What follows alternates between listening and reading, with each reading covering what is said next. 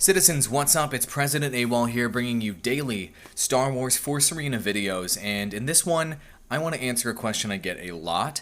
So many of you guys ask in the comments, should I pick a specific legendary? Should I play Rebel Alliance? Should I play Galactic Empire? And I want to compare and contrast Rebel Alliance versus Galactic Empire, break down the differences and similarities between these two factions to help you make a decision as to what you want to do. And spoiler alert, my conclusion here is you should pick whichever faction or whichever card or hero you think is going to be the most fun and that you like personally. There's going to be balance changes that happen every step of the way with this game. Netmarble is going to look at the statistics, bump up certain cards that are lower in terms of usage and win rate, bump down certain cards, that etc. And at the end of the day, this is a video game that you should remember that it's a video game, right? It's a highly competitive PvP game. Sure, you want to climb the ladder. Sure, you want to get up to the top. You want to get to Kyber. You want to be the best in the world. But the bottom line is, you should choose the characters and choose the faction that you like the most. In the movies, was it the most exciting, moments in these movies when you saw AT-ATs on the Hoth battle, for example, coming in and wrecking up the rebels? And was that side of things what you kind of connected with? Or the Super Star Destroyers, do you think they're cool as shit in comparison to the rebel ships in the movies, etc.? Which side do you really connect with and kind of like really gets you fired up? Is Darth Vader your favorite character? Is it Luke Skywalker? Those are the things that should govern your decisions more than any analysis that I'm going to give you in this video. Make sense? Okay, let's get into the actual analysis then. So overall, there's a sentiment that at the current moment, and look at the date I've uploaded this video because I'm sure this will change, that Rebel Alliance is more powerful and is easier to use than Galactic Empire is in this game. And for the most part, I'm going to agree with that, and I think for the most part, Netmarble has recognized that Galactic Empire is more difficult for early, maybe mid-tier kind of players to be able to get their hands onto, whereas Rebel Alliance is going to be more kind of low barrier to entry, I suppose you would say. And one of the main reasons why that's the case, in my opinion, and I think some of you guys in the guild and otherwise have provided your opinion on this, is that with your core set of cards that you have available in Rebel Alliance, you have options to basically deal with damn near anything. Really good options, nice varied options across the board. You have really strong tanking options with MLC3 Light Tank. You've got an amazing secondary tank option with Wookiee Warrior, and you also have a third tanking option, which is the Rebel Honor Guards.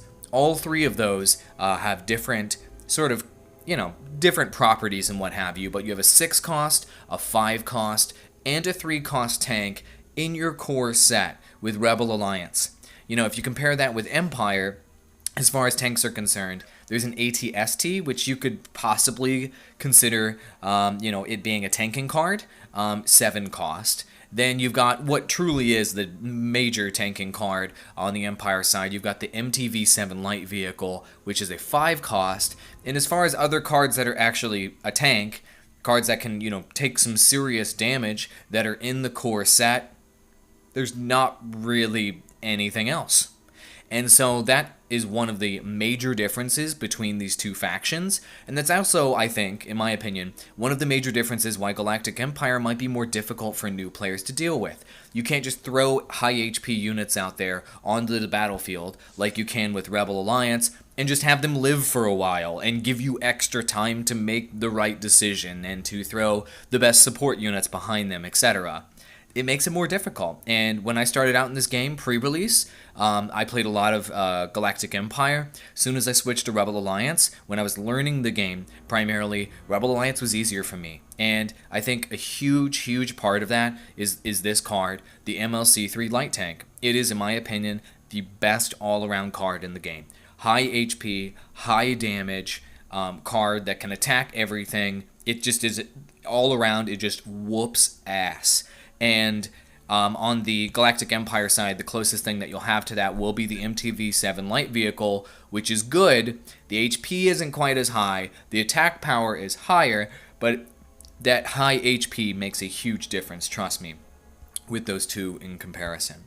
So Another major difference between Rebel Alliance and Galactic Empire, because the core set is so versatile on Rebel Alliance, you have options of all varieties, right? So I just mentioned you have more tanking options on Rebel versus Galactic Empire. But let's take a look at the other types of cards. Let's look at things like Area of Effect Wave Clear, so cards that can take out essentially low HP units. Rebel Alliance has the Twilight Flamethrowers, which are kind of okay. They also have cards such as the Rebel Grenadier, ranged a card that uses a ranged grenade throw. Essentially, it's a single unit card that with relatively low health, it's relatively high risk throw. You also have the X-Wing, which will clear out in a 24 by 3.7 range that entire lane, and arguably, the only other viable kind of area of effect wave clear in the core set is going to be the Ion Mine. So those cards in particular, specifically, you can throw them out, you can quickly clear out a wave, and you can make that happen really, really quickly. Now, another card that is almost never used, and I didn't bring it up necessarily, is the Dracelian Rebel Warrior. This is a card that is specifically designed to take out mobs. It's a 4-cost card. You only get 1 unit. It is 1,000 health, and it does do an area of effect damage. That's 5 options available for you to do wave clear. Okay, there is yet another option, which I didn't mention because it's not used that often, but it's also here, of this Mortar Turret. It's basically a turret you throw down. It's 5 cost, very high cost, but it can take out groups of enemies from afar with area of effect. That is 6 total area of effect options that you can use to just clear out waves on the Rebel side. Let's contrast that with Empire. Empire has TIE Fighter, which is comparable to the X-Wing. They're pretty much the exact same stats. There was a balance patch that happened recently to make those comparable. Probe Droid is freaking incredible. You drop that in the middle of a mob, and that mob explodes when Probe Droid explodes. It requires a little bit more skill to use this card than the Rebel options, but it is very, very effective at taking down waves of enemies. You also have Sand Trooper, which is essentially the Empire equivalent of Rebel Grenadier, of the Grenadier card on the Rebel side. And then you've got kind of options that maybe are a little less popular. I'd say Dioxis Grenade is pretty common. That's the equivalent of Ion Mine. And then you've got TIE Bomber, which has a knockback component and is relatively high cost. So it's a little bit less popular for that reason. It's a bit more difficult to pull off.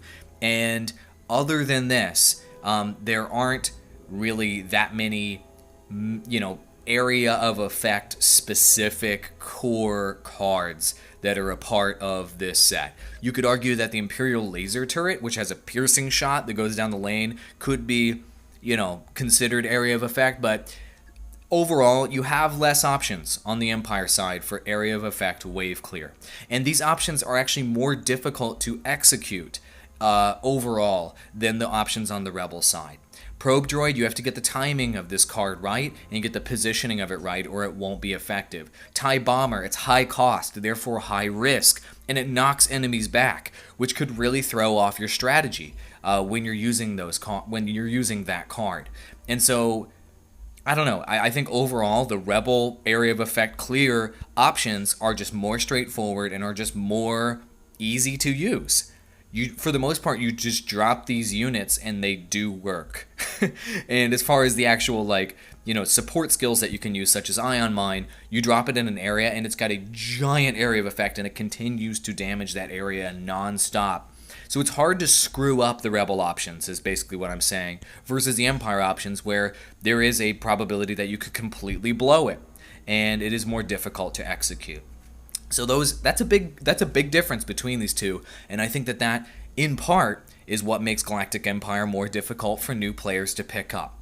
But let's also talk about the kind of smaller unit options out there and kind of what's available for Rebel versus Empire. Smaller units, I've talked about this many times in previous videos, but Rebel has the advantage in terms of having a greater variety of low cost options to throw out there. You've got Rebel Troopers for 2 cost, you've got Marauders for 2 cost, you've got Twi'leks for 1 cost, And I mentioned this earlier, you've got your Twi'lek flamethrowers for 2 cost. That's 4 cards that are 2 cost or less that you can throw out there, that are units that can get work done of varying degrees, and will give you sort of those quick throws for quick reactions to different situations. Contrast that with the Empire side, and you've got Stormtroopers nearly identical to Rebel Troopers. There's absolutely equivalent there. And then there is nothing.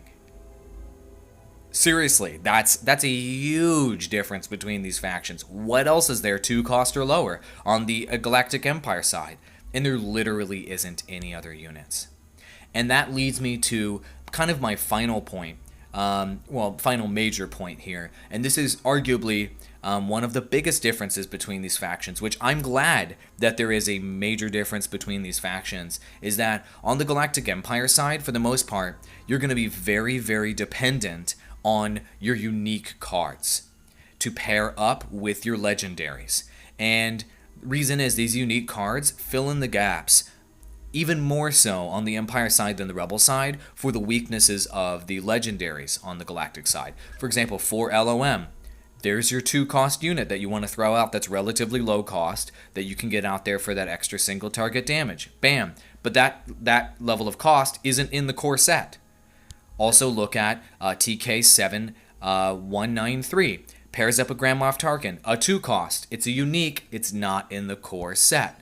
Also, look at Darth Vader's unique. This card is a yet another 2 cost, not in the core set. And then you have a number of 3 costs that are here that are relatively low cost, that are not available unless you pick up that unique. You've got IG-88. You've also got Imperial Royal Guards to pair up with your Emperor Palpatine. And you've got 8th Brother here. So these 3 costs and these 2 costs are not available to all players unless you get those uniques. That makes it so that Galactic Empire side is even more dependent on the pairing of, for example, a Grand Moff Tarkin plus his unique that we mentioned earlier. And that, is that a bad thing? Overall, no, because once you get to late game, you're going to end up getting those unique legendary pairings. But in early to mid game, it is challenging for a lot of players to make Galactic Empire work otherwise. Why did I just release on the channel this Dengar deck that has 4 LOM in it? And I just talked all day about how amazing 4 LOM is. The reason why I focused on Dengar is because I actually have that unique legendary pairing. I don't have any other unique legendary pairings in my deck, and therefore Dengar was the one Galactic Empire combination I was able to make work. So, really quick, we need to cover the Rebel unique legendary pairing idea, just so you can kind of see how that contrasts. But look at the higher cost for some of these options. For example, this is to my knowledge, the highest cost card in the game. Ben Kenobi at 8 cost, pairing up with Luke Skywalker. And you also have a couple 4 cost options, the U-Wing, as well as the I can't even pronounce his name correctly, but this is the card that pairs up with Baze. So other than that, you've got a number of 3 cost options here in your unique pool, and additional 2 cost options on the Rebel side. So not only do Rebels have their core set of these low 2 cost and 1 cost options, you can also get additional 2 cost and 3 cost options through your uniques that just open up your options on the lower energy cost end of the scale even further, which kind of adds to this kind of, common theme between everything I'm telling you, which is Rebel Empire is more versatile overall and gives you more options of what you can do with your deck from day 1 all the way through to late game. So let's tie this back to the original question. Should you play Rebel Alliance or should you play Galactic Empire? Well, one thing to look at is we're all going to hit late game. What's going to be the most viable late game is what some people look at. And as you go through this list changes every day. You've got Empire decks at the top. You can contrast that with, look at this, there's 2 Empire decks at the top here. Let's look at number 3. There's a 3rd Empire deck at the top, etc., right? So you can see that's number 4. Let's look at number 5. Here's number 5, right? Empire all of a sudden is wrecking the ladder. Top 5 spots are now Empire. Whereas 2 days ago, everybody was saying, Empire's not viable, blah, blah, blah. Every day I look through the top decks in the entire world, I kind of see Empire versus Rebel, what heroes are people playing, and I recommend that you do this yourself. And the bottom line is that it's pretty much always a 50-50 mix of Rebel versus Galactic Empire. So when you're thinking late game, don't just look at a handful of decks here and go, you know what? I see a couple decks on top, therefore Empire's better. Like right now, the top 5 decks, Empire's better, I'm going to pick them. I think that's a bad way to look at this. I think both factions over time will be balanced evenly, and no matter what you do, no matter which faction you choose, or if you choose to do both, you will be rewarded in the end. Netmarble is going to focus very heavily on keeping both factions balanced as possible by looking at the statistics. So, just like the spoiler at the beginning of the video, choose the faction that you will have the most fun playing. Period. Personally, when you look at the way I've upgraded my cards, and you'll see it on both sides, every card I get, I upgrade. I don't trade anything out. I upgrade everything. I plan on playing both factions because I don't want to basically leave half of the game out. I don't want to leave half of the game out. I want to be able to experience the entire game. Every legendary, every unique, every deck composition. And I want to play both factions personally because I like characters on both sides. But I have favorites on both sides. And so make your decision based on what's going to be the most fun. Personally, for example, when I installed this game, Emperor Palpatine he's my favorite character hands down, right? My YouTube banner is Emperor Palpatine. Look at my channel, it's me as Emperor Palpatine. I played him right out the gate, and I had a whole lot of fun. And anytime in the future I get Emperor Palpatine legendary cards, I will be upgrading him. I don't care if it costs 20,000 credits. I'm doing that because it's fun, not because Emperor Palpatine's great and I can climb the ladder with him. Ultimately, this is a video game and you want to have fun. The final point to look at is support abilities from one faction versus the other. Who has the best support abilities? And I gotta say, overall, they're relatively even. They're relatively similar, and this is why this is going to be a side point here at the end of the video. You've got the stun grenade on the Rebel side, and you've got the Rebel drop pod on the Rebel side. Very important note, the drop pod is probably going to be your biggest difference between these two factions. You've also got the hyper adrenal. Now, or adrenal, however you pronounce that. Overall, those plus the support abilities of the damage here at the top are going to be pretty similar from one faction to another. The key differences between these two factions is going to be Rebel drop pod, for the most part. Rebel drop pod is going to be different. And what I mean by that is, there is no equivalent to Rebel Drop Pod on the Galactic Empire side. And the other kind of unique element is there's no Rebel equivalent of Energy Net either. So those are the two major differences. But both factions have a area of effect damaging card, Dioxis Grenade versus Ion Mine.